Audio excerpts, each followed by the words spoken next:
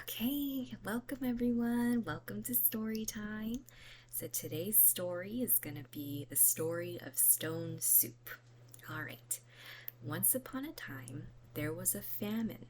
Famine means that there is no food to go around, little to no food to go around with a large group of people. And this small village, the villagers were worried that they were going to run out of food and go hungry. They were hiding food from fellow villagers, from family, from friends. So there was not enough to eat for everyone. They were experiencing famine. But this one day, a traveling soldier entered the small village, and he began asking villager to villager, "Is there some place where I can stay and sleep and eat something as well?" So one villager told him, "There is not a whole lot to eat in this entire village. You better keep moving." But then the traveling soldier responded, "Oh, well, I have everything I need." So then he took out this big black pot from his wagon and he set it up. He put some water in there, fire underneath, and started boiling water in this black pot that he had. And then all of a sudden, he had a knapsack with him.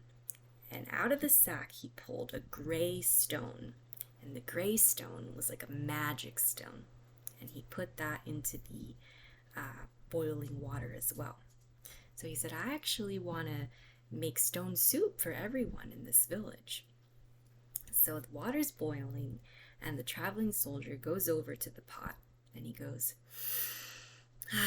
"Doesn't that smell delicious? Stone soup. But you know what would go really well with this stone soup? Some cabbage." So then, all these villagers are watching him boiling the soup. And since he said cabbage, one villager ran from his house and he said, "Oh, I have some cabbage from my garden." So the traveling soldier said, "Oh, thank you so much." And he starts chopping up the cabbage and adds it to the soup. So it's boiling and boiling, and he says, "That smells delicious. But you know what would go great with this stone soup and cabbage? Some beef." So then the village butcher, he decided, "Oh, well, maybe I have some extra beef scraps that I can, offer for this soup." So he goes into his home, looks for some, finds some, and then brings it out, and they add it to the soup.